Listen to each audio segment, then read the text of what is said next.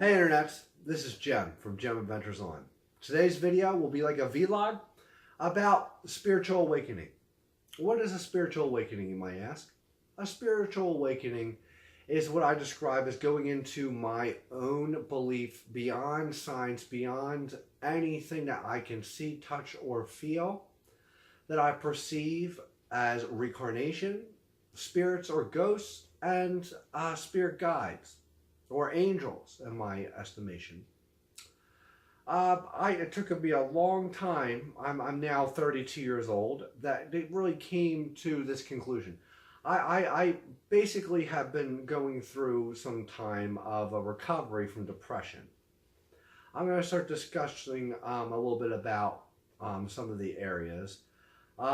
Going from childhood to adolescence, to my time as a young adult and enlisting in the U.S. Army at age 22, to when I came home from the Army at age 26, to going into my adulthood from 26 into now I'm 32 years old. I started to look back about a year ago at my childhood. One of the things that I really start and try to nutshell my spiritual awakening. I had a great fear of the dark. I had ghosts in general all throughout my life. The first really time that I can remember was I was in my room as a kid. I must have been maybe four or 5 years old. I put the sheet over my head. It was like really early in the morning. It was daylight. I saw this white pale face up to where I had the blanket on, like right here. I'm like, oh, that kind of thing, scared. And it wasn't scary, but it was so shocking to me that I guess I don't even know why I have a fear of the dark if it was daytime, but it just always has been that way. I believe that was one of my spirit guides, actually. Now, I mean, I during my later childhood, beginning adolescence, 96, I was 11 years old. My grandfather passed away. I remember shortly after his passing, after the funeral, I was walking up my stairs. My family moved to another house. I was walking up the stairs and I saw him by the living room, which was to the right of the stairs.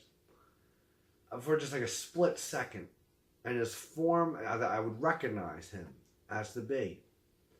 And he smiled. And then within, I don't know what time, it could have been a second even, it was disappeared. But it was calming feeling. It was shock and then calm and peace.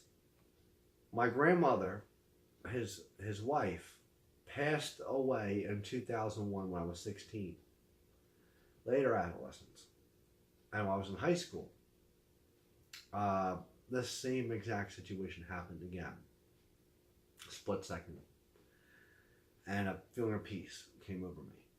Now, I was raised in Catholic school, so it is very difficult to really describe. There's no real way to describe, was I open about this? I mean, I talked to my friends, obviously, and my family about all kinds of stuff, and you really don't center on spiritual awakening. And I don't really know when that whole movement started where I was available to see it and really experience it until later adult life, particularly a few years ago. But I always struggled to maintain, like I face value, I would say I was atheist or that I don't want to believe in God. And there has been many different people in my life that I really appreciate, and I hope that they're doing well. And if they're not here anymore, I hope that they're, on that peace and rest. That really tried to convince me that there is a higher power, whether it was evangelical Christian, or a priest or a nun or a family member or a friend.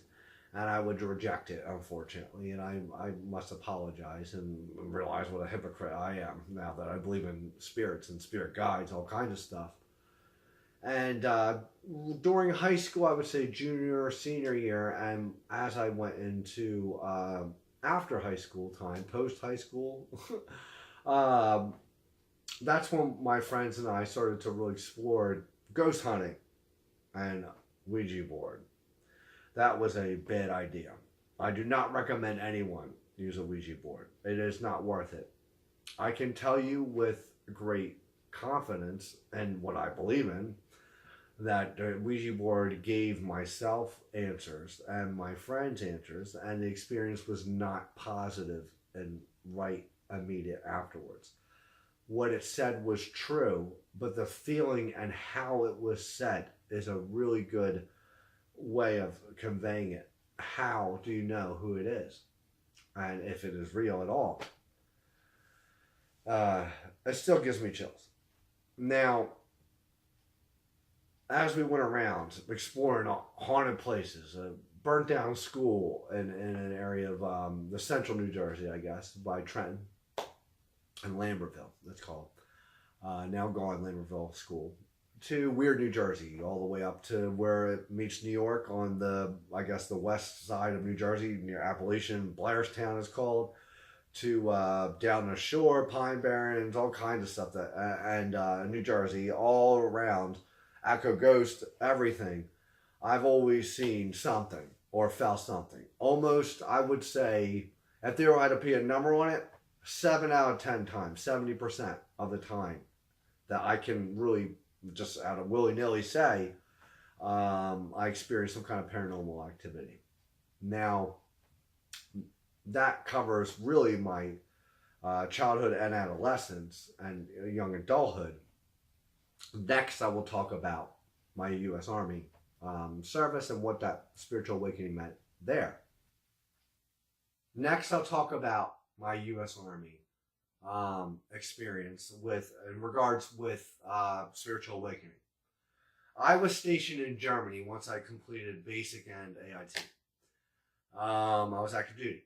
So I was stationed in Mannheim Garrison. If everyone remembers, that place is now closed down. I wouldn't miss it. Good memory. My barracks for most of the time I was stationed there was the building in front of the PX, the single soldier barracks. In front of that was a little tiny old building with TKS in it and the barber, and outside was the of course the donor area, and over on the other side was the gas station. And I guess it was 2007 before I deployed to Iraq. I mean, there's tons of people in there. So there was always something, a commotion of some sort going on in there, obviously. Now, when I went to, as far as before I deployed in March 2008, I was a replacement deploying to Iraq during the 07-09 deployment time period. I really, as far as ghosts and spirits and what I believed in, it was still, I was thinking about it all the time. Am I atheist? Am I agnostic? What am I? Am I Christian? Am I Catholic? I was raised Catholic. I'm in the Army now. All kinds of stuff. I just know in Mannheim, in particular, there was this cube that had all the Holocaust victims' names on it. Near the castle on the street that was really heavily busy. I really would walk down there sometimes when I had free time, and on the weekends and 3-day weekends, or when I wasn't on a duty or whatnot, even by myself or my friends, all kinds of stuff. This cube had a feeling to it. It was clear, and it still is clear. I'm sure it's still there, and it's hard to really put words to what I felt. Looking at the names of the victims of the Holocaust, the Jewish people, I can't remember how it was written and all kind. It really gave a feeling. The feeling was a mixture of positive and negative, because my grandfather was a World War II bomber pilot. I met many people who had relatives on the other side of the war, in World War II. And I'm an American soldier at the time, walking around Mannheim, Germany. Almost, it was 2007. Okay? I loved it in Germany. The Germans were so friendly. I'm sure there's idiots everywhere, but it was a really good place, and I really miss it, especially Mannheim Garrison. Now, I've deployed to Iraq. the biggest part of a spiritual awakening I can talk about in terms of spiritualism, besides all the really things I still struggle to really comprehend from the deployment. The first is before I went to Father Rustamaya, I was at Camp Victory. And I think I was smoking a cigarette on a balcony. Out of nowhere, I just said out loud, looking down at vehicles and seeing some soldiers from coalition forces. I think it was mostly the Australians walking by, and then the British, and then there's just, the Army, the Marines, whatever you want, walking past this balcony that was facing towards the road near Alfa Laval Palace. I looked out and I said, this is what a Roman soldier felt like. I'm just like, why did I say that? And it felt so correct. Correct in that way of saying it, it's not subjective, it is just fact. That's how I felt. As much as you can say it's night out or day out, it's raining or snowing with the evidence of the snow and you're feeling it, that's exactly what I felt in that moment. And I was looking out through the eyes of me right now, feeling like I had seen a similar structure before as a Roman soldier in some way. That gave me the indication. Later, I really on my free time when I had it, looked up a little bit of General Patton and I realized how he talked about reincarnation. And it really, really got me right here. So, the biggest part of my spiritualism that I really did not come to a conclusion, what religion am I? Still going through this adventure of life. I'm making it through things I can't explain why I made it through.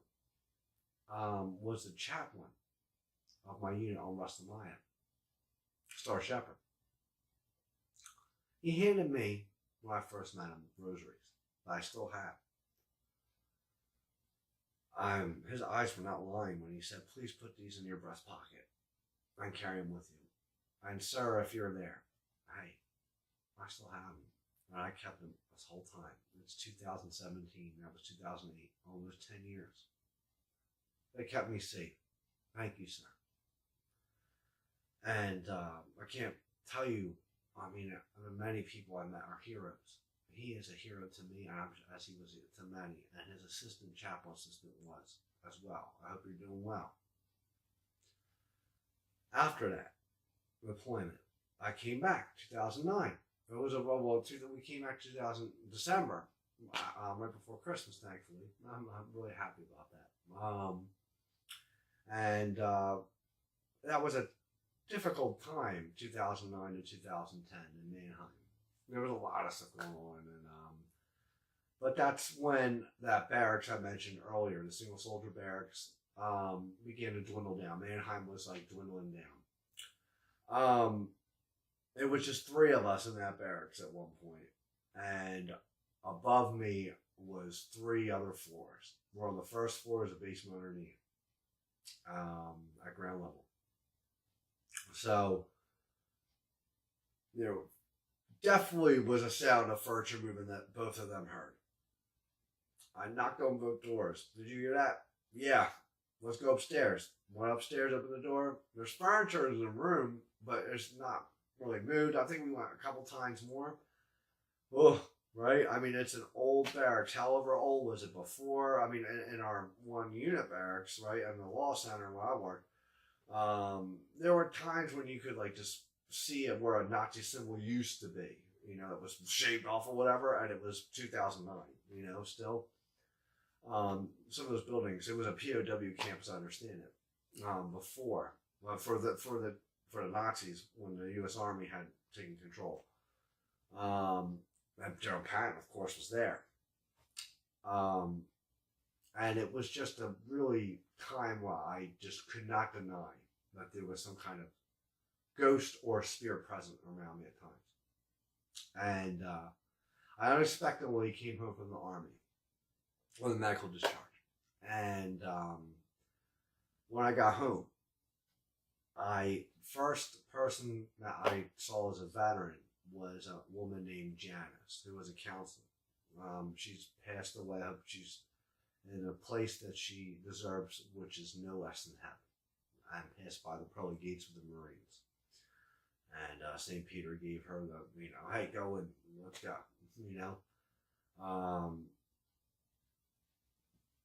But it was a tough transition. There were very good times. And it was an adventure, of course, and other videos I'll make. I used the Ouija board again a few times. I will get into that more in a future video. And it was not pleasant. Now, I want to start with how I came with the spiritual awakening process that I understood to be a process. Right before that, 2013, I am watching Vines. I discover YouTubers.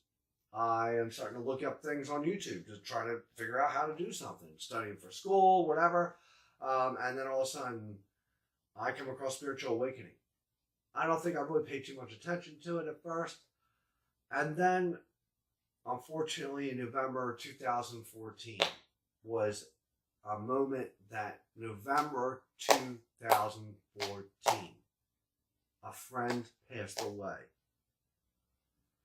I don't want to go into any other details than it was one of the things that we must, as veterans, make sure that we're okay with ourselves and reach out for help. Whenever you need help, you reach out. That's one of the, now, 20 a day. I would say that date remains right here, and it's everything. When I started to, my life became upside down when I realized I'm not being open about what I'm feeling inside. And I'm not letting people in. Struggle. In January 2016 now, I had determined I need to quit alcohol. And a sign that I prayed for the first time in my life, I prayed and promised I would quit alcohol. I got a story published, Journey Home from War. The link is in the description. That's when I started to view spiritual awakening very seriously. I started looking at others. That we would type in spiritual awakening in YouTube, you'll see many people, and I centered on to Nicky Sutton. I was watching her video. She's got a playlist if you look at her stuff. She's got like 2 years of videos so far. And so it was June 2016. I was 217 pounds. I made a decision to try to fix what I could. I was concerned about spiritual awakening, but also many other aspects of my life. I needed a redo or fix or try to go with this Journey Home from War story was published. Now I can write other things, which I have, and start this. So as I'm going through and losing weight, doing all this stuff, I'm watching Nicky's videos and other people's videos as well, and kind of coming to my own conclusion. Going on the spiritual awakening, the spiritual-awakening.net message board, posting a little bit, reading other people's stuff. And then I think it was February 2017 when I reached 175 pounds. It was a really long and hard journey, which I'll make in another video. That's when I booked sessions with Nicky. I think around the summer time frame. So it was May, June, July. July was the last time I drank alcohol, so that was most likely that. Right before I made Gem Adventures On. I had written a lot of stuff. I talked to Nicky. I booked a session with her. And talked to her about what I felt what spiritual awakening was. And from what she talked about, she was very receptive, very kind, very compassionate. Really gave me some good insight into what, listened to what I said and gave me back feedback on my own life. I really appreciate, I think that, one, if she's views this, thank you, Nicky. I'm doing it. Like, we talked about. And two, if you guys want to book a session with her, I highly encourage it. She's in the UK. She's a Brit, right? They got really good humor, by the way. Better than ours, I think, as I realized from Germany. I booked another hypnosis session with her with a spiritual guide, which I had already met my spirit guides, which will be a separate spiritual video as well. And then I booked another session with her and finished up a little bit, talked about the YouTube kind of aspect. And then things got a little bit more tougher after that. As I got nervous and tried talking about this on camera, I made a previous video, which is not very, it's not like this one. I'm sure that, as I edit and learned how to edit that video, or this one as well. But I cannot say enough that if I did not have this belief system in place and explored it and really tried my best, I kept it quiet, I kept it to myself, and even expressing myself has been difficult to others, and how I express myself as I'm withdrawing from alcohol, trying to find a new way of mental health. That really, the traditional way, although it helped me in the aspect of doing it from 2010 and even in early childhood, by the way.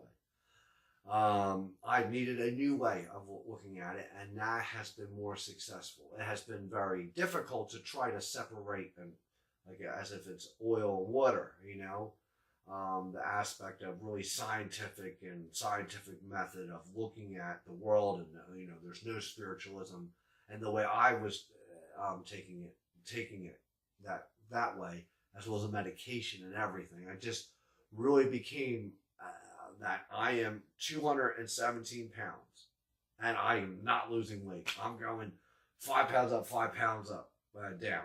Like it's all the time, depending it doesn't matter if I change my diet, or if I walk, my ankles hurt, all kinds of crap that I work through.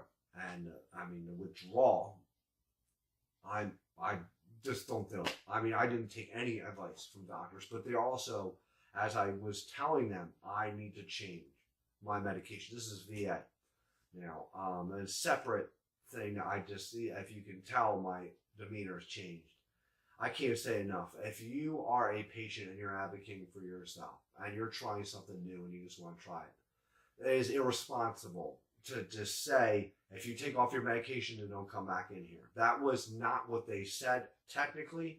That's how they took that statement that I said, my medication is not working. I want to try either something else or nothing at all. Have a reassessment. And it was, don't do it then. Right? And then just, you're going to die kind of mentality. I'm here. Right? And so, as I went through the spiritual awakening, the rejection that came from it, from my own way of doing it, and I'm here. Still.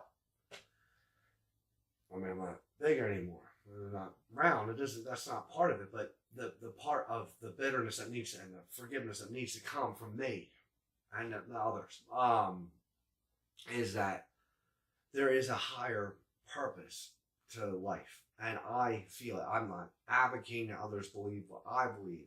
But if you would like to try, check out Nicky. Stay tuned for more videos of my own, actually. That I'm going to talk about my own stuff, including spiritual mediumship. I talk about what I've talked about my spirit guides about.